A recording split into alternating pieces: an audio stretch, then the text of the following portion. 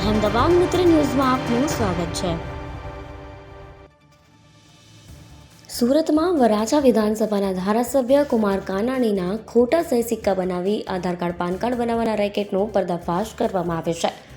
MBAનો વિદ્યાર્થી છેલ્લા 3.5 મહિનાથી ઓફિસ ભાડે રાખી રેકેટ ચલાવતો હતો।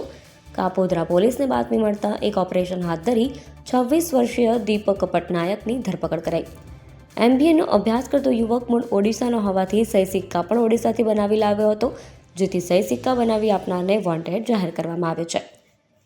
કાપોદ્રા પોલીસે બાતમીના આધારે એક ઓપરેશન હાથ ધરી કાપોદ્રા સૌરાષ્ટ્ર સર્કલ ખાતેથી દીપક કવિરાજભાઈ પટનાયક ઉંમર વર્ષ 26, ધંધો અભ્યાસ અને કન્સલ્ટન્સી, રહેઠાણ H3 227 B11 EWS આવાસ કોસટ અમરોલીને ઝડપી પડાયો હતો।